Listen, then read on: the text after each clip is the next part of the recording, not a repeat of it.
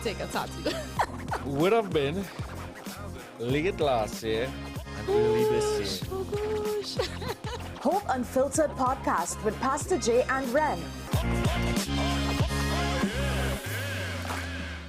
This is 10 questions. I'm Andy Johnson. The distance from where we should be in the world in going forward on our commitments with climate change.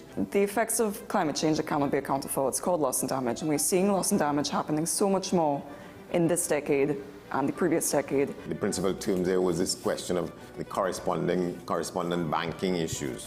That is why we're trying to build capacity with this country here, Trinidad and Tobago, and other countries in the region. Man is not showing any signs of stopping or even slowing down. More than half of the forest in Trinidad is already gone. All the plants and all the animals and all of the nice clean water and fresh air and everything had to be on this planet for humanity to have a chance. We have small change when it comes to countries that can take decisions, and when they speak, the world listens. The General Assembly is a very democratic forum. And Trinidad and Tobago has the same vote as Canada, in spite of the obvious difference in size.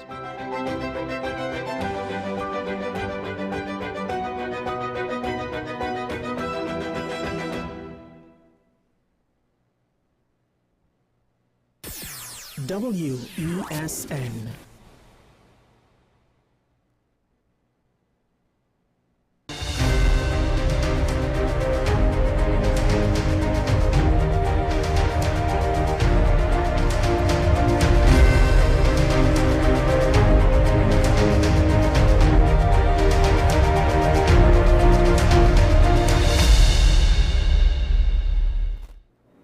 Good morning and welcome to AM Prime on WESN. So this morning we're taking a closer look at how global tensions and local economic pressures are shaping the way people in Trinidad and Tobago feel, spend and plan for the future.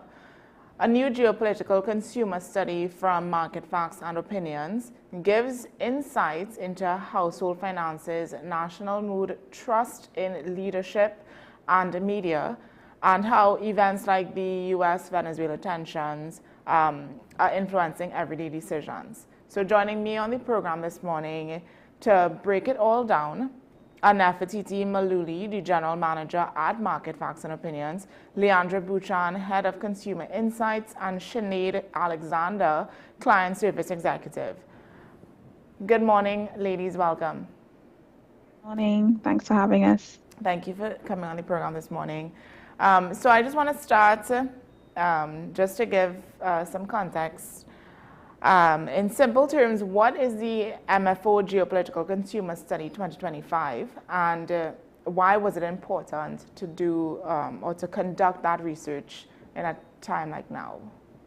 Yeah, so our geopolitical consumer study is really placed in data that we track consistently coming out of our consumer economic sentiment study that looks at, as you mentioned at the start there, it looks at the general public's view on how they feel about the country overall in terms of how we refer to it is their mood, how they feel about the country, and that is with regards to their personal finances, with regards to their household finances, and also with regards to how their perspective of the current business environment. And so we really seek to understand what those perspectives are, how consumers feel about that, and how it impacts their behavior in terms of purchasing as well.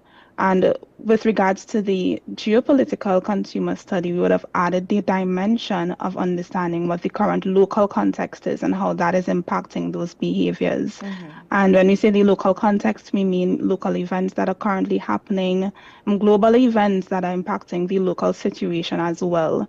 And we knew that this was an important study to conduct, something for us to understand, not only from a research perspective, and for our private sector clients, but also for policymakers and the general public at large, so that we're not just making educated assumptions, but we truly understand what's happening on the ground and what are the current perspectives. Right.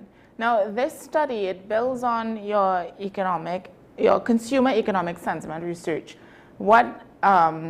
How can we differentiate those two studies? I mean, like, what new layer does the geopolitical angle add to it? Right. So the additional dimension really is, again, coming back to the current local context. So understanding overall mood, consumer behavior and expectations financially is what we would typically measure.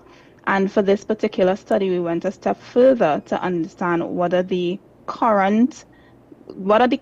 current events are impacting those perspectives. Current events referring to the U.S. Venezuela situation, the perspectives of that among the general public. Also referring to, we would have recently had our national budget.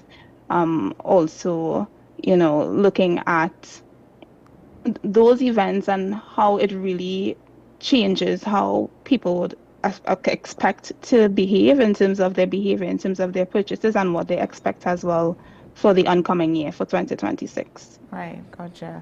Now, when you look at all the data, right, that you got out of this research, what stands out most about the Trinidad and Tobago consumer right now?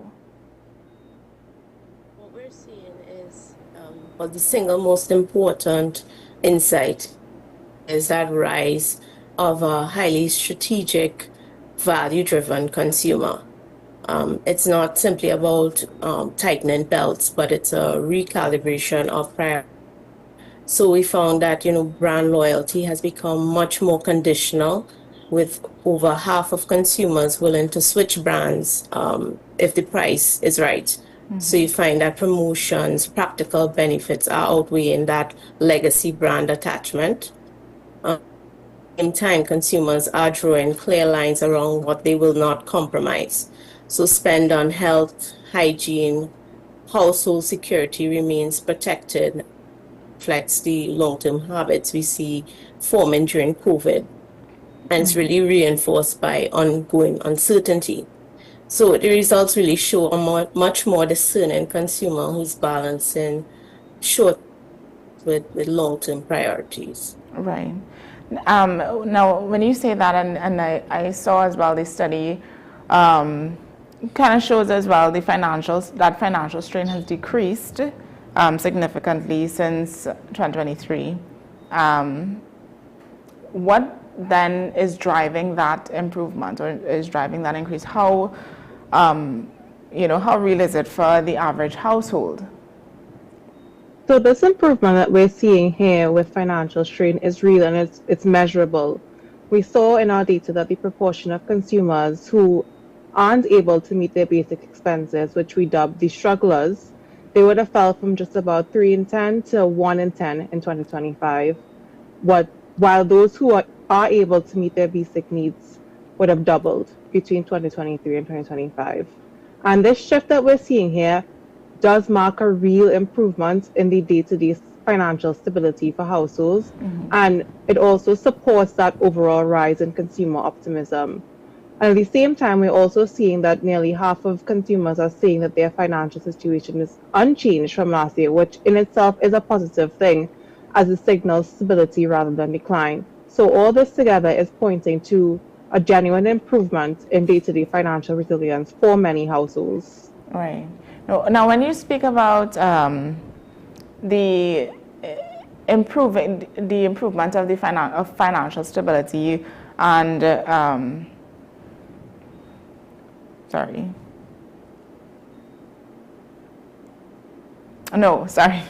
wrong question. So I want to ask about the becoming more price sensitive, and then and less brand loyal, right? How has the geopolitical consumer changed the way that they shop and spend based on that? Being less. So we have seen changes, or expected changes. Consumers express expected changes currently and for the upcoming year. What we saw when we would have assessed that area is that consumers are thinking of, how do I manage my current budget? They are paying attention to what's happening around them, and they are making an attempt to understand, how is that going to impact me? And therefore, what do I need to do in order to maintain myself and my family throughout this experience. So we're seeing where persons are cutting back on what they consider to be non-essential areas, and they really are focusing on the essential products that they require for day-to-day living. And like you would have mentioned, it's also, yes, about, and Leandra also mentioned, began mentioning this, it's also, yes, there is some price sensitivity, but really and truly what consumers are really focused on is seeking value in all of the purchases that they are making to really help with stretching the dollar. Right. And then when it comes to cutbacks as well, what has been the biggest part about the study that you've seen with regard to cutbacks?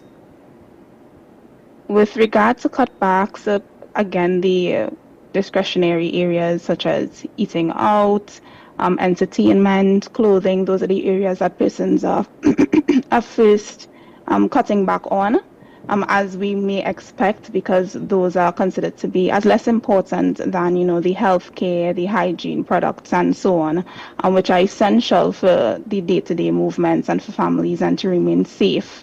So we are seeing that distinction between those areas that are considered to be non-essential versus those that are quite essential to families. So would you say that most households are prioritizing prioritizing the way that they should? From what we're seeing in the data, it does seem that way. Most persons seem to be considering the reality of what is happening around us, or the uncertainty maybe might be the better word to use, of what is happening around us. And so they are being cautious. The majority seems to be being cautious about where they spend and how they spend, yes. How much of today's spending behavior can be traced back to the, you know, habits formed during COVID-19? So we have seen a comparison between what we saw coming out of COVID-19 and what we're seeing with the geopolitical consumer. Some of the similarities is with regard to what is considered to be essential. Essential remains the hygiene products, it remains the cleaning products, it remains things that has to do with health and safety. We're seeing that consumers understand that even in uncertain times, myself and my family, we have to remain healthy in order to push through and get through all of the setbacks. So we're really seeing that comparison to COVID-19, where those essential products remain essential and persons are not moving away from ensuring that the household has those products.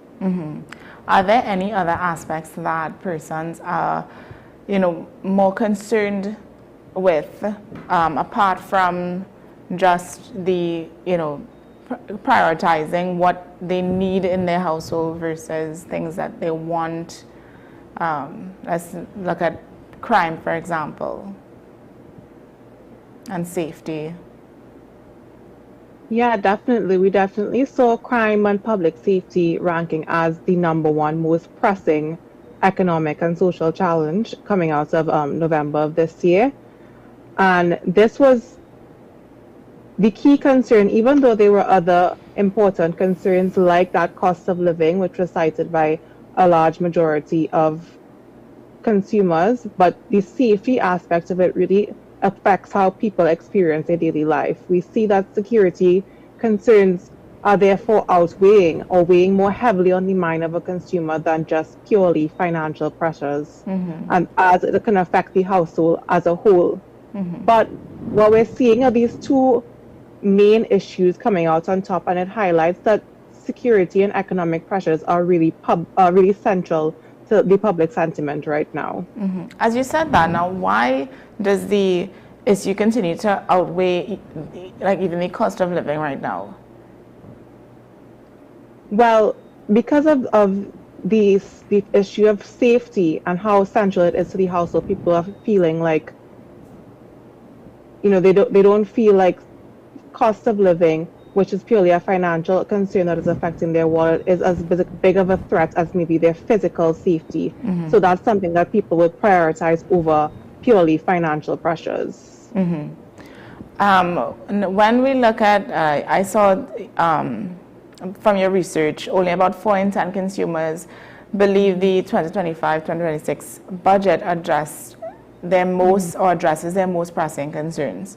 What is driving that response, that type of response? Right. Well, that definitely goes back to what we just discussed as what exactly is coming out as their most pressing concerns. Right. And this response is really reflecting perceptions from citizens that the budget is less likely to address those exact top concerns like crime and safety and even corruption and governance. We saw concerns like health and well-being. Those were seen as some issues that are more likely to be addressed from the public's perspective in the budget. But for the average consumer, they tend to be evaluating the budget through the lens of immediate relief, what is affecting their day-to-day life, what is practical for them, and what is their main concern right now, rather than these more long-term promises. Right. And based on that in your research, how strongly does confidence in the budget influence how people plan their spending and cutbacks? There's definitely a clear relationship here. Confidence in the budget can directly influence consumer spending and their cutback plans. We saw coming out of the data that those who believe that the budget addresses their pressing concerns, they tend to be the ones that are less aggressive in their cutting backs. They might forego spending on some of the more everyday discretionary items or the smaller discretionary items like eating out or even some beauty products. But even saw that some of those who were more confident in the budget indicated that they didn't plan to make any cutbacks across the different areas. Right. But on the flip side, what we're seeing is those who were either neutral or they were dissatisfied with the budget, they're more likely to reduce spending across several discretionary categories and even the larger ones like home improvement, clothing, healthcare and beauty again, and alcohol. So we can definitely see when we compare side to side how confident people feel in the budget and where consumers plan to cut back and see that direct correlation. Right.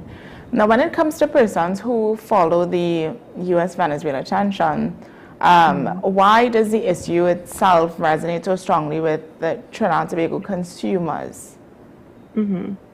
Well, we are coming from a consumer research standpoint. We're market researchers, we're consumer researchers. We're not geopolitical or geopolitics experts, but we can see from the data that this issue is resonating so strongly with people because they perceive it as having potential local consequences. Consumers understand that escalation of the situation could have real local implications and can affect their daily lives, which is what the average consumer is concerned about, whether it's their financial situation and cost of living or even their personal security, as we saw these were some of the high-ranking concerns coming out of the data. So as a result of concerns or a potential threat to these everyday necessities, there's a change in spending behavior.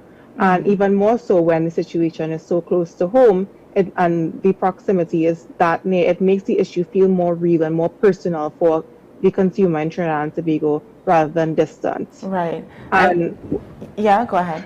Sorry. So we're seeing here that the external shock, such as that scare we had on October 31st with the potential invasion of Venezuela by the US, we're seeing how quickly this can cause the public to refocus their attention towards these exact vulnerabilities. Yeah. And then that leads to my next question. When it comes to media exposure, what has your study and data findings, say about how information shapes, the public's emotions towards what they do or how they act, how they feel, how they spend? Because that example that you gave just now, October 31st, I mean, people went on a spending spree, getting things that they felt like they needed if anything was to happen. I mean, we're definitely seeing that information exposure is very powerful. It's very powerful in shaping consumers' uncertainty or anxiety, especially in situations of perceived national risk like that same October 31st scare. We saw that those who were more closely following the news about US-Venezuela tensions they were significantly more likely to be worried about armed conflicts. While on the flip side, we had the opposite. Those who paid less attention felt less threatened. So this really shows how exposure to different information sources, whether locally or internationally, can really shape how consumers feel and their mindsets and their perception of risk. Right. Have you seen a preference when it comes to local media information or local news versus international? So we haven't seen any clear preference, and that really signals that there's this low trust, high discernment environment whereby consumers are not defaulting to any single source, be it local or international. Instead, they're actively cross-checking information, weighing perspectives, forming their own judgments. And this really reflects fragile trust. I mean, there is engagement, but the trust is a bit fragmented, and people are still seeking.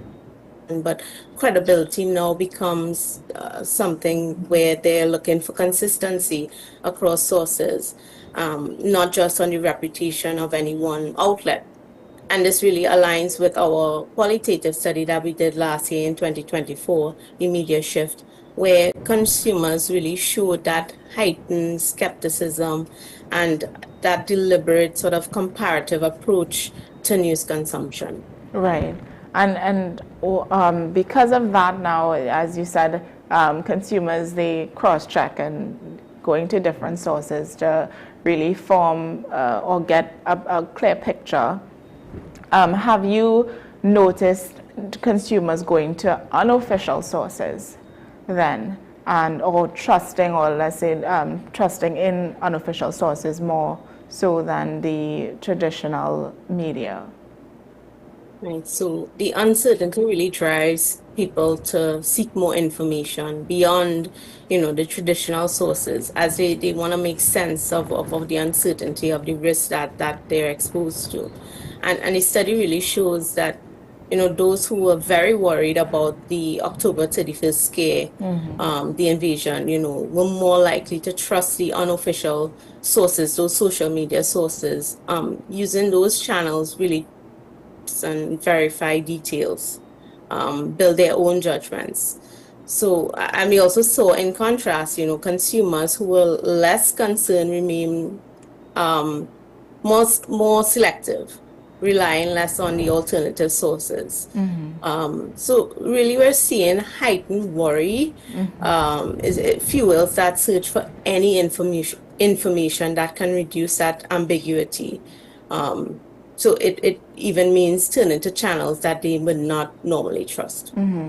Why do you think the the public's emotions, or how they feel about anything that's happening in the country, why do you think it changes so quickly or it shifts so quickly? Okay, so we did see the rise in national optimism shift almost by 10%, and pessimism drop by amount, and it's closely tied to multiple factors. The study really showed that a reduction in financial strain, fewer households are struggling to meet basic expenses. They're reporting to manage essentials. So you have that tangible improvement in day-to-day financial stability, likely to contribute to change in optimism. And even where persons now believe that they will be better off in the next financial year, that optimism about personal financial expenses, it really is tied to even lifting their national perception, right? And you see the link between personal and public sentiment, and consumers have really been adapting their spending, their lifestyle strategies as well. So it's behavioral, it's cutting discretionary, we would have discussed, it's they have created a sense of greater control by doing that, which supports that positive national outlook. So you see, like, there is that you're seeing this in that it's very much multidimensional. It's economic, it's behavioral, rather than any single event that drives that type of behavior. Right. Is there a close link between national mood, trust in leadership, and perception of safety? So there is, it is deeply intertwined. So national mood, trust in leadership, perceptions of safety. We see that a positive national outlook often signals that confidence in leadership, where individuals who feel more optimistic about the country are more likely to trust the local authorities to manage crises effectively. And this trust in turn reduces concern about safety or conflict. On the other hand, where there's distrust, that fuels that level of uncertainty. It amplifies fear, leads to a greater pessimistic view both about the country and about security. Right? So that dynamic really underscores how leadership perceptions directly influences public sentiment and, making trust in authorities a national mood and stability. Right. Now, looking ahead, just to kind of put everything in its context, as we head into 2026, how would you describe the mindset of the average consumer, whether it be hopeful, cautious, or just simply adapting? What we are observing is a hybrid of a consumer that is being cautious, but also optimistic, which is a great place to be because it means that we're treading a realistic line. Consumers are not saying that everything is all great, but they're also saying that we see that there are challenges, but what we are going to be doing is be resilient through it all and push back against the setbacks. So what we're seeing really is a mix happening there, and therefore consumers are really being, how we refer to them as cautiously optimistic. Right. How should or what should businesses take away from this study when it comes to planning, pricing, promotions, and messaging for consumers? With a consumer base that is being cautiously optimistic and that is paying attention to their budget, very important for our businesses to bear in mind is that word value. Being able to place value on what is being offered to customers. And value can change significantly based on who your customer is, what type of products that are being offered, even the type of promotions that are being offered. So really and truly for the businesses, what we would encourage is understand who your consumers are and what is of value for them. Understanding that broadly will be helpful, but understanding that specifically for each of your consumer segments is even more so important. And even more so as things may become more uncertain where that happens, as Leandra would have alluded to, behavior will continue to change, and so values may also continue to change over time. So really zoning into that and being able to understand that really would be the edge for businesses. If there's one message that the average citizen should take from this research, what would it be? For us and where we stand as researchers and seeing how the general public feels and where we seem to be heading, we want to say we're on the right track. We know that things are uncertain, but when we hear what consumers are saying, again, being cautiously optimistic, we're saying that is the way to go. We do not want to necessarily live in a bubble and think that, everything would be A-okay. But at the same time, it does not mean that we should sit back and be overly worried, but rather continue to take each day as it comes, continue to be cautious, continue to be optimistic, and that really is an avenue that we're seeing can take us through these uncertain times. Yeah. Well, thank you very much, guys, Nefertiti, Leandra, and Sinead, for coming on this morning and sharing this research, this study, very timely and much needed. Thank you, and thank you for having us. Of course. Do enjoy the rest of your day, guys. You too. Bye-bye. You too. Bye. All right, so we're going to take a quick break now. Stay with me, and we'll be right back.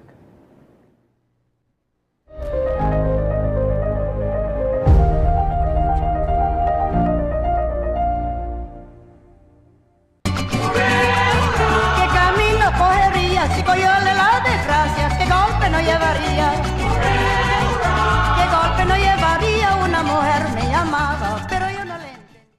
This coming Wednesday, 17th December, is the last day to buy your winning ticket for the Queen's Royal College 3-car raffle. First prize is a luxurious, fully loaded Royal Ride Ford Ranger. Draw date Saturday, December 20th at the school. Tickets only $100. All proceeds for the further uplifting of the school. Tickets available at islandetickets.com. Lewis Appliances, Corner Tragrid Road and Edward Street. Caribbean Jewelers, Twin City Mall. Mandarin Mini Mart St. Anne's. A. Moses and Sons, 181 Tragrid Road. Quaysay Supermarket, Calcutta Road number 2. Strive Restaurant and Bar, Mukarapa Road. Unique Tire Shop, Gopal Avenue, Digicel. First Priority Music, Gulf City Mall. SNSR Food Center, Princesstown. Quaysay Best Price, St. Mary's Junction. Romaines Hardware, Maraval. Cascade Minimart. Kelly Supermarket, Digicel Main Road. And at the following NP Quick Shops: Morva Junction, Saddle Road, San Juan, and Dinsley Junction. Don't be lucky and coward. Get your tickets now. Queen's Royal College Christmas 3-car raffle.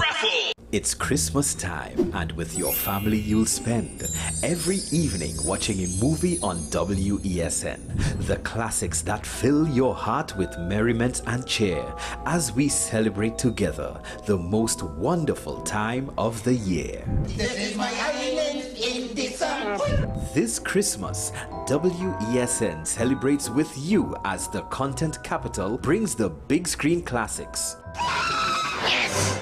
Gather your family and tune in to WESN from December 1st to 31st at 8 p.m. nightly for We Christmas Movie Classics. Santa's coming to town! Santa! Oh my God! Santa here? I know him! I know him! Only on WESN, Content Capital.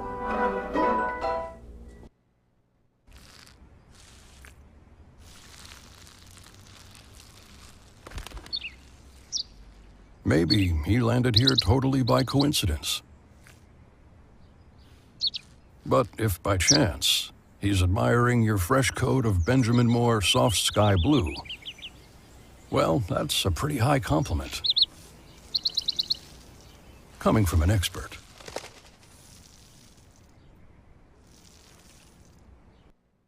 Our award-winning show is back, and this season promises to be even more exciting than before. What's Up, Doc isn't just a title, it's a call to action for anyone who wants to improve their health and well-being. Join us on this thrilling ride towards better health on WESN Content Capital.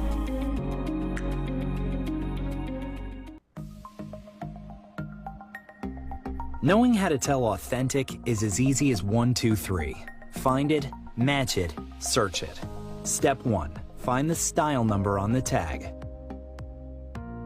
Step 2. Match the style number inside the jersey with the number on the tag. Step 3. Search it. A quick Google search of the style number will verify the jersey is authentic when the search results match the jersey being searched. Don't be fooled by counterfeit jerseys. Before you buy, remember to find it, match it, search it. Fan Zone, 2 locations nationwide: Center City Mall, Chaguanas, and Movietown, Port of Spain. Nationwide delivery available.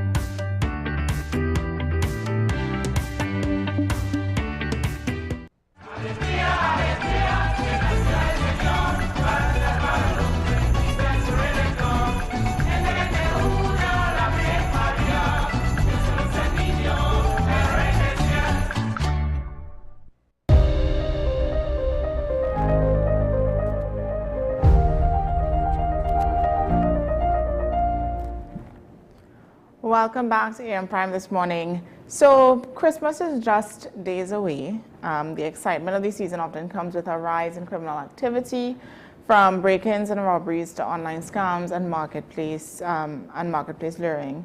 Now, every year, Trinidad and Tobago Police Service warns citizens to stay vigilant, but many people still fall victim because they underestimate how quickly these crimes can happen, and how quickly criminals adopt to holiday behavior patterns and all these various aspects. Now, this morning, I'm joined by Ashraf Ali, a retired inspector, to break down the real crime trends that spike during the Christmas period, and to help us understand how we can stay safe both on the streets and online during this busy season. Good morning, Ashraf, and welcome to AM Prime.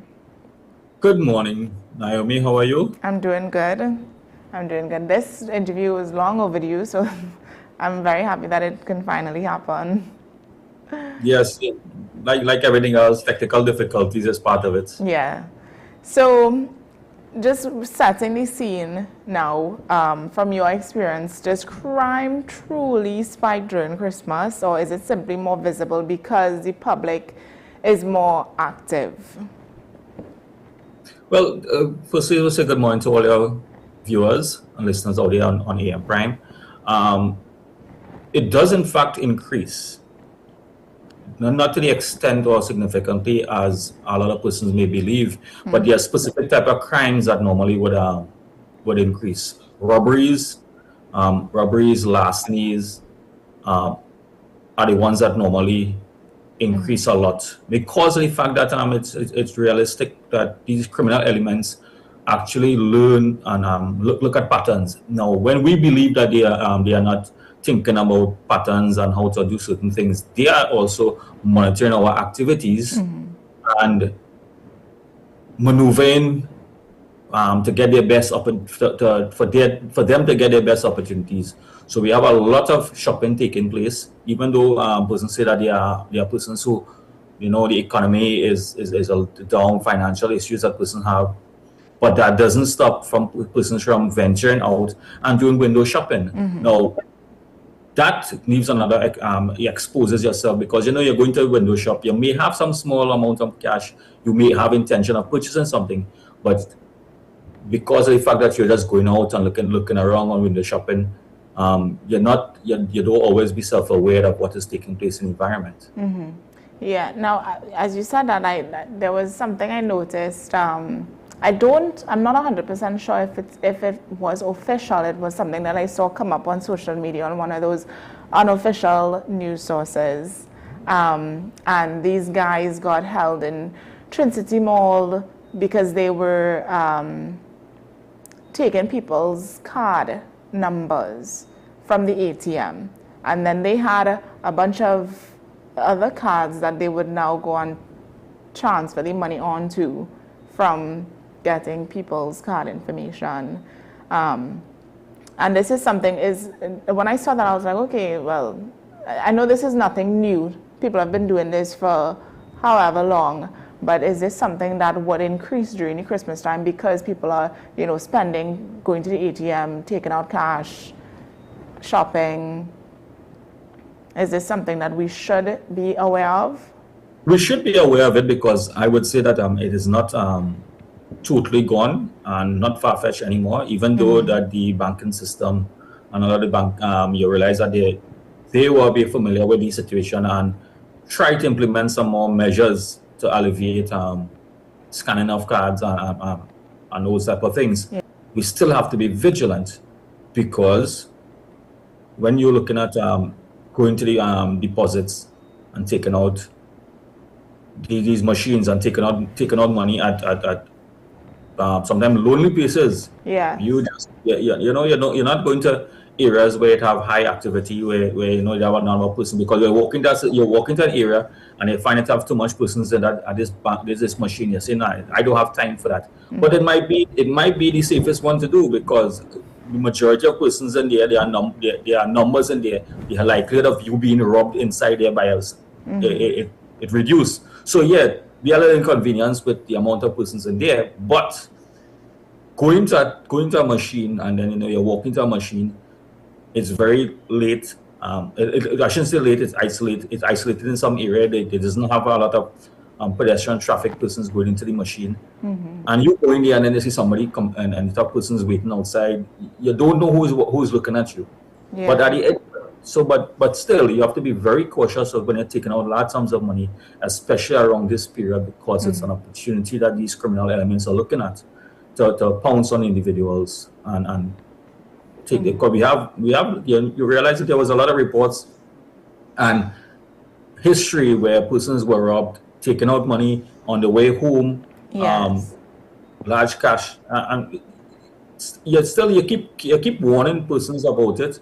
And the police service, through their media ambassadors, where I was one of the media ambassadors at that one while I was there, along the Christmas time, I keep enforcing and reinforcing safety measures. But somehow or the other, there are a lot of persons who just don't seem to acknowledge and listen to the messages.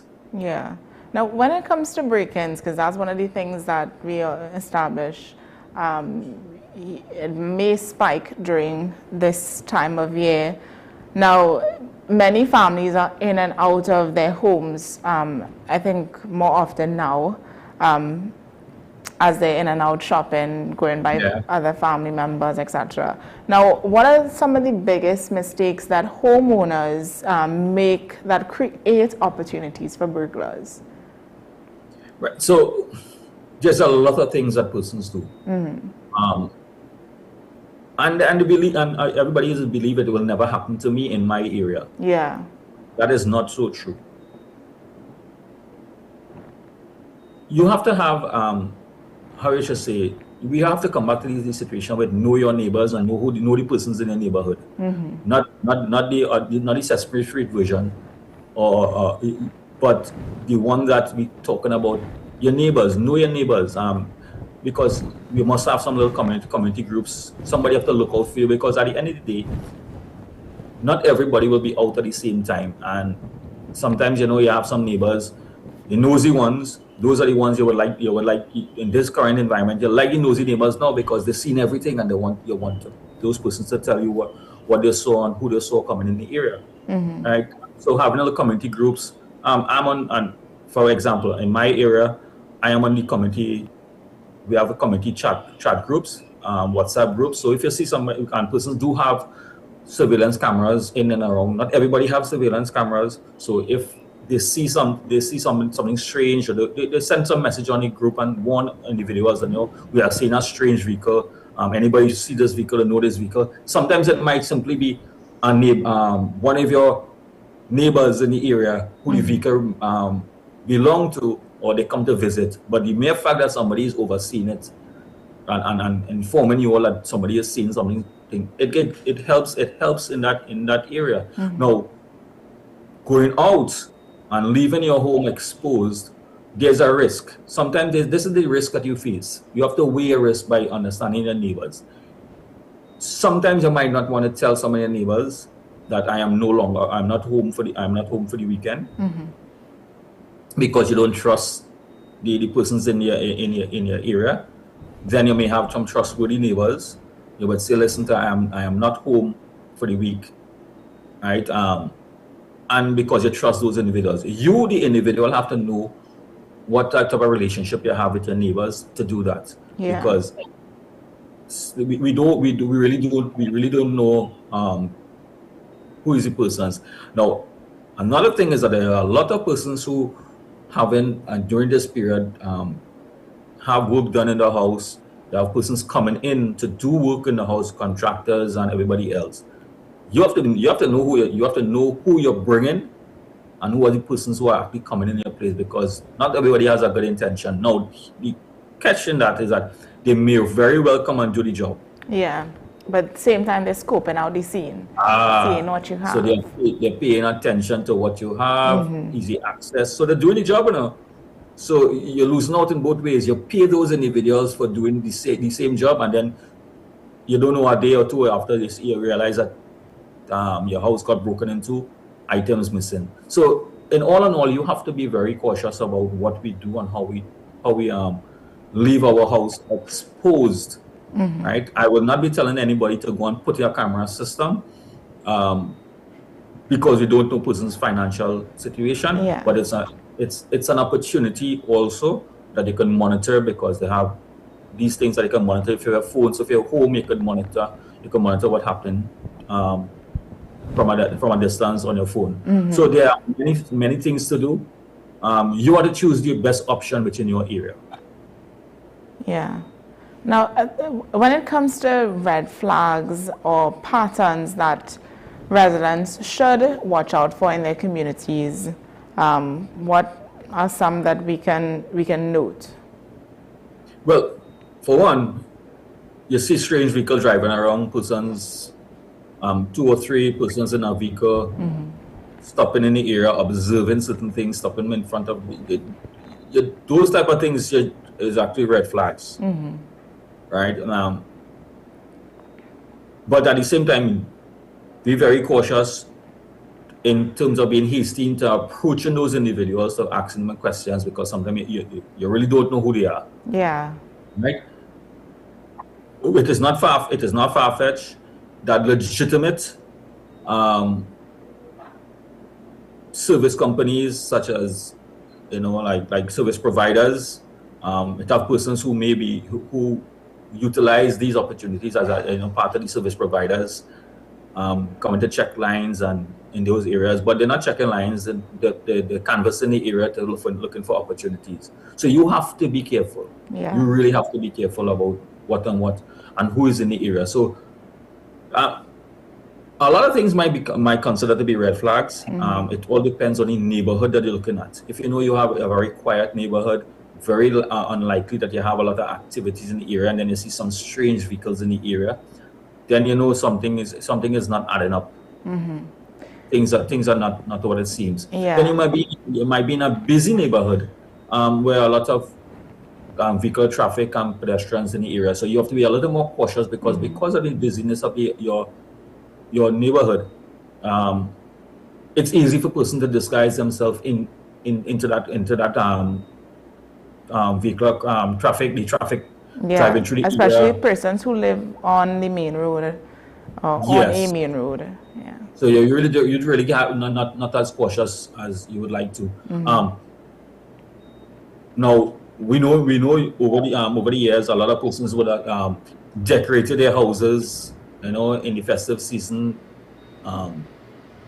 But we have to be careful now that you're inviting those persons to come and see how you decorate your house for Christmas.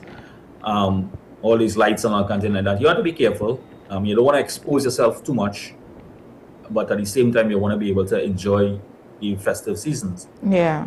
The festive season and all your hard works that you put out. So you have to be careful.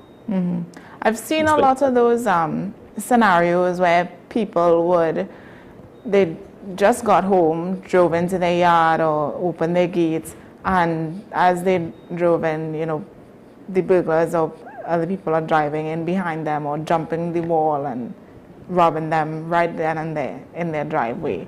Now, these are things, and I've seen this occur even before the season. So that means it's not just specific to the holiday season, but I think it could be something that spiked during this time because you're coming home with bags or groceries or, So yeah. Let me ask you, Naomi, when you drive home, do you use the route that you are comfortable with or familiar with on a regular basis?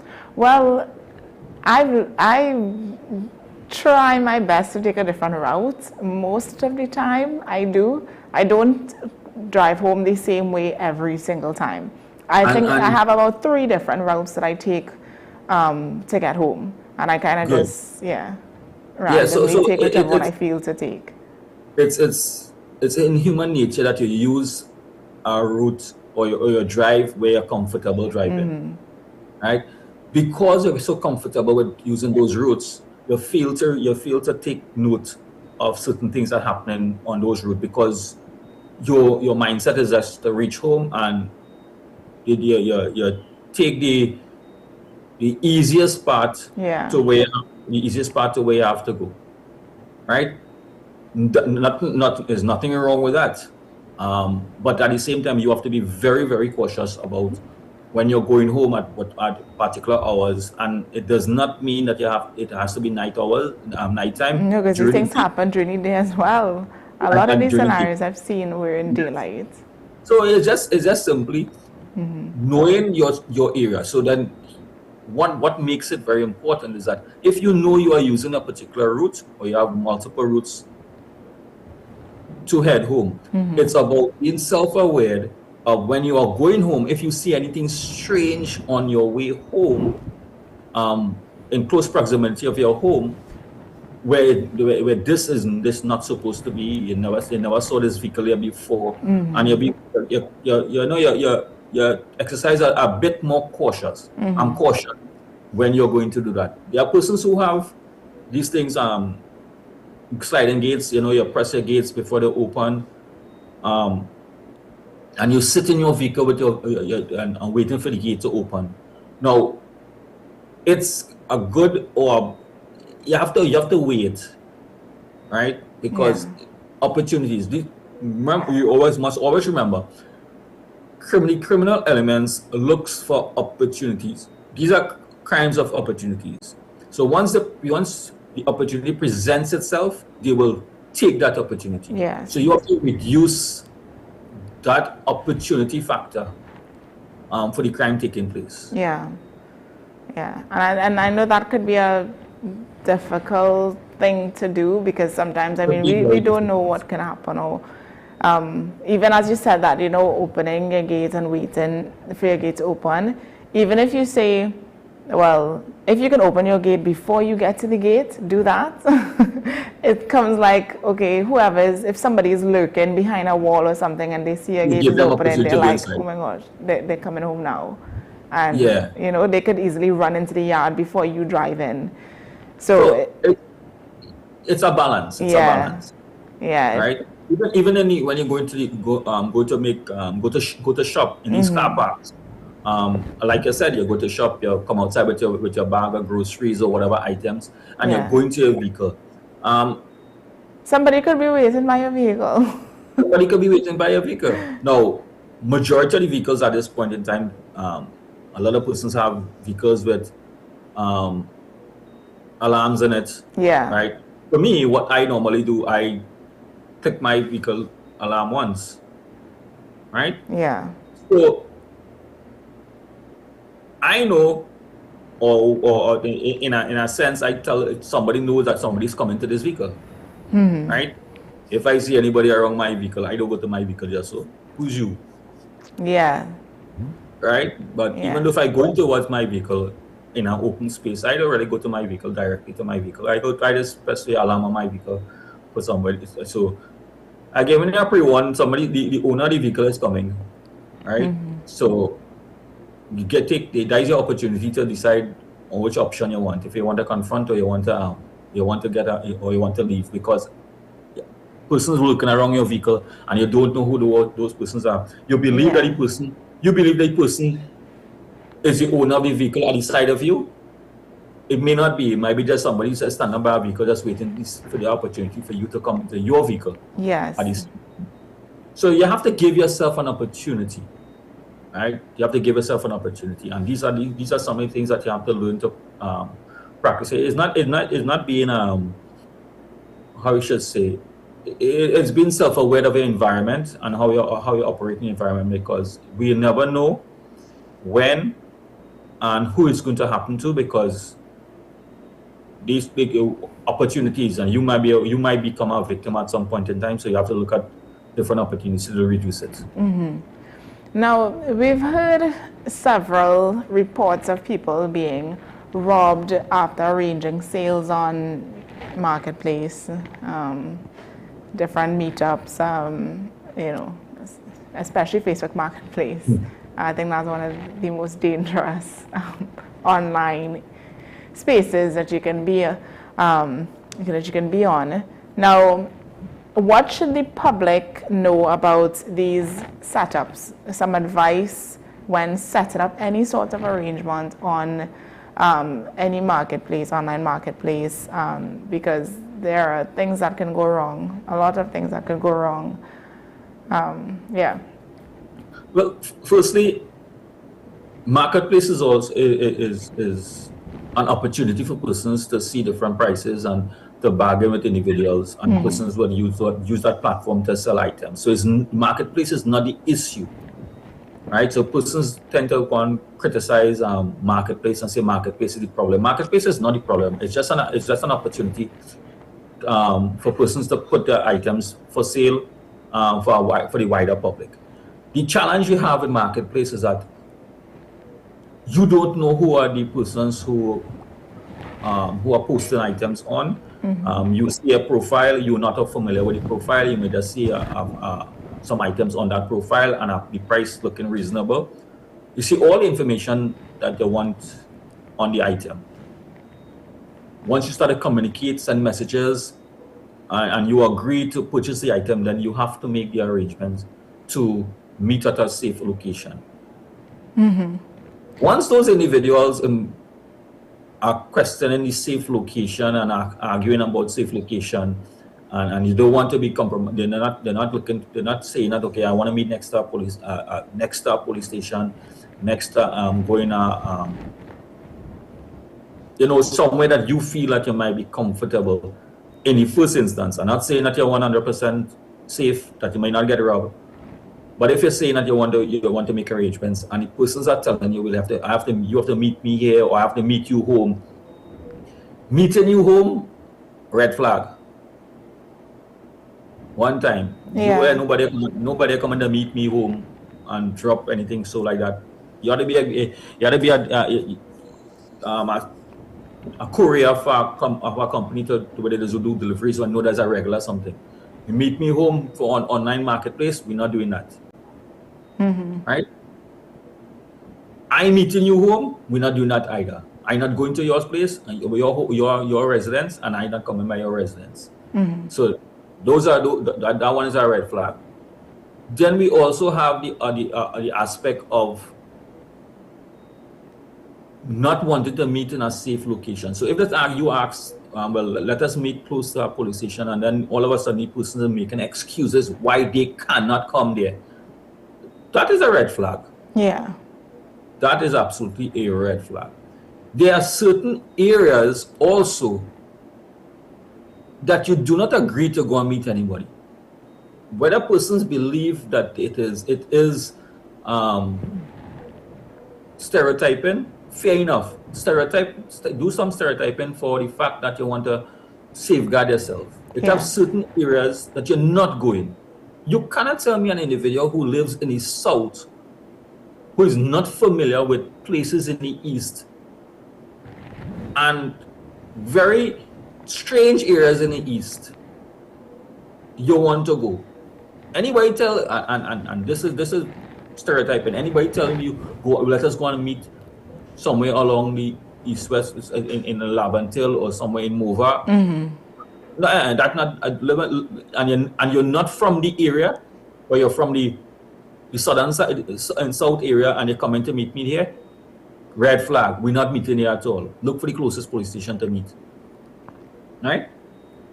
Then we have that is one aspect of it. Then the other aspect of it is when you're gonna in this online scam, they say ask you to make a deposit. You're making a deposit online in a bank account that you don't know who you're banking to, and all of a sudden you never get a reply from the individual after you make a certain amount of deposit. The scam would be just the deposit. The scam is not the item. The scam is just the deposit that they want. And that and all is an issue because you don't know who you're depositing the money to. You don't know who, and you lose out items. Then you may go and purchase the item, get the items, and when you get the item, you never check the item. The item might be false in context of you might buy, let's say, purchase a phone. The phone might be working, but it might not have anything inside in the phone, but and that's it. It could be a stolen phone you're gonna purchase. Right? So you have to be careful now with those items that you're purchasing, because online marketplace have stolen items for sale on the marketplace. Yeah. So you could end up on the other end of the law by purchasing stolen items. Right? So you have to be very careful with online and online transaction because of the fact that, you know, it's an easy opportunity. You have a wider area to go on. You go and do your research online, you find this individual, you make arrangements, and all of a sudden you hear the reports of persons who was robbed of X amount of dollars on meeting somebody on online marketplace. And it's not marketplace only. It's about also there's the dating apps that you go on and you're going to hook up and meet up for a thing, and because you meet somebody online and you're going to meet them for the first time and you get yourself in problems and you get robbed. Right? So how just, much? Yeah. No. Just to kind of tie that up in a nice little bow. What practical safety steps would you recommend then for somebody who's planning to meet a seller or even a buyer in person? Well, we have already said, and the police service have always said, if you're meeting a buyer or a seller, go to a location that you believe is safe. And I would say the safest place is in close proximity to a police station or even inside of a police station. There is no issue with going into a police station and explain to an officer, I'm here to, I made arrangements to collect some item. The person is coming to meet me at the location. I'm just outside the station, because I mean the police might want to know what the vehicle is doing parked outside the station for so long. Right? It could explain to the officer. The officer will not and is not required to oversee that transaction, because there's a civil action. There's a contractual arrangement between you and the buyer. Right, and the seller and you being the buyer. That is not a responsibility for the police. You may get a police officer who understands that, listen, these type of things is, we have crimes, and a responsible police officer would say, listen to me, I have no problem making sure that this doesn't turn out a robbery, because this is one less robbery that we have to investigate. So I don't think the officer would have a problem, or some officers may not have a problem with it. Personally, I would say, listen, if that is the case, I would encourage persons to do it. And if you come at me, I have no problem standing up and saying, listen to me, a safe distance, you all do your transaction. All right, I'm not getting involved in transaction. Money handed over, the items handed over. Persons are satisfied and they're comfortable, and they go about their business. Yes. That is one less crime that the police service has to investigate. Yeah. Just by your presence or allowing the person to use the facility, which is a public space, to do these type of transactions. Now, you're supposed to be able to get a feel, or should get a feel, of the conversation you're having with the potential seller. And this goes for the seller and the buyer at the same time. The conversation that you are having with the person via, if it is via phone or directly via phone or through WhatsApp messages, the type of conversation, you're supposed to be able to tell, or should be a little more self-aware as to how the conversation is going. When the type of person that you're dealing with. Yeah, you have to. I'm not saying that it is 100% guaranteed, because we all like sale, discount, right? The cheaper price, but we end up paying for the cheaper prices sometimes. Yeah, and then just to add to that, I think as well. So yes, meeting at a safe location, preferably a police station or in close proximity to a police station, but also definitely check the product that you're buying. Open it up in front of the person. If you are the seller, count the money. Don't be shy. I know some people are like, they don't want to open the envelope, and no, do it in front of the person. Yeah, because there was there were reports where persons actually did fell for that. There was only a couple of $100 bills in the front of the envelope, and when the person checked it, realized that they just saw it, and they assumed that all the cash was there because it was bulky. Next, when they realized it was a set of pieces of paper, right? Yes, check your money. Yeah, I mean, that is your money that you're going to you're getting paid for the item, and this goes for both buyer and seller, because a buyer could be a victim and a seller could be a victim. So it's not a one-way street. It's a two-way road when it comes to this. Unfortunately, it's a two-way street when it comes to this. Yeah, because it's similar as well, even in store. If you're purchasing something in a store, this is why most places do, if you're buying something electronic, you'll test your product before you leave the store with it, right? So it's the same concept that I think people should practice more often. I think what happens is that we let our guard down, believing that it will not happen to me, but because I am better than this, and I have done X, Y, and Z, and I am not this individual. But when you look at the persons who become victims of this, is the average citizen of Trinidad and Tobago. Is not anybody. Anybody could fall into this trap. So you and all have to. We have to learn from the mistakes of others, and unfortunately, this is how we learn. When we see persons get themselves involved in these type of activities and get caught. It's not that we criticizing the victims, but at the same time we learn from the mistakes of the victims so that we would not be victims of ourselves in these type of activities. Yeah. Now, for families and individuals that are going through the holiday season as we continue nearing Christmas, what is your top safety message that you can leave with our viewers? Well, first things first, you have to, the top is always be aware of your surroundings and do not believe it cannot happen to you. Do not believe that you cannot be a victim. We all can become victims. Once you understand that you can be a victim, then you're one step closer to making sure that you are now putting yourself changing from being putting yourself being a soft target to a hard target. Becoming a hard target means that you have to take the necessary measures in terms of how you care about yourself and you and your family when you're going out. Right?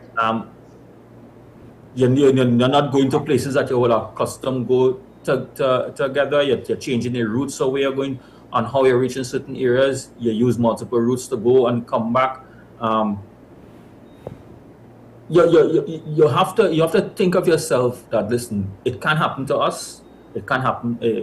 We are not isolated, and understanding that can happen to us put you one step further of not becoming a victim. Yeah. Once you say that it can't happen to us, and you just throw caution to the wind, then you are now leaving yourself open as a soft target. And this is where opportunities, the criminal elements look at this opportunity, and that this is where the opportunity exists. And within that window of opportunities, criminal elements will take advantage of it. Yeah. Yeah.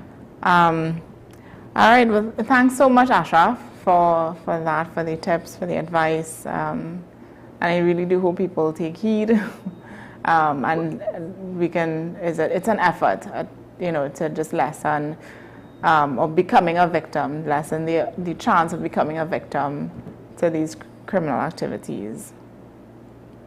Yeah. Thank you very much, and it was a pleasure. Yes, it was. All right, enjoy the rest of your day and stay safe. You too. Thank you. All right, so that brings us to the end of AM Prime this morning. I will leave you with this today. Before anything else, preparation is the key to success. So before anything else, preparation is the key to success. It's all about, organizing yourself, being organized and preparing for the future, preparing for the things that you you know that you need to do, or preparing, as we near the end of the year, preparing for the new year 2026. Write down your goals, set timelines for yourself, and just ensure that you are organized and ready as we step into the new year. So that brings us to the end. Guys, stay safe, stay inspired, stay informed. Thank you for tuning in. And as always, you have Sean Michael Small on the Hour of Talking Point at 8 o'clock. So don't go too far. Stay tuned for that as well. And I will see you back here again tomorrow morning. Bye-bye.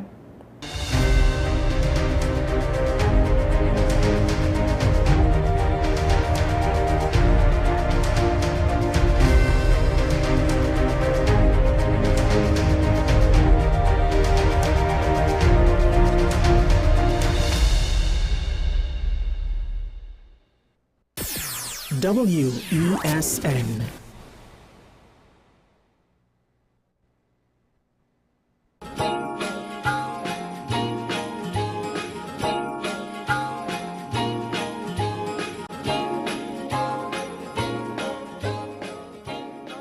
This coming Wednesday, 17th December, is the last day to buy your winning ticket for the Queen's Royal College 3-car raffle. First prize is a luxurious, fully loaded Royal Ride Ford Ranger. Draw date Saturday, December 20th at the school. Tickets only $100. All proceeds for the further uplifting of the school. Tickets available at islandetickets.com. Lewis Appliances, Corner Tragrid Road and Edward Street. Caribbean Jewelers, Trent City Mall. Mandarin Mini Mart St. Anne's. A. Moses and Sons, 181 Tragrid Road. Quaysay Supermarket, Calcutta Road number 2. Strive Restaurant and Bar, Mukarapa Road. Unique Tire Shop, Gopal Avenue, Teglemontin. First Priority Music, Gulf City Mall. SNSR Food Center, Princess Town. Quaysay Best Price, St. Mary's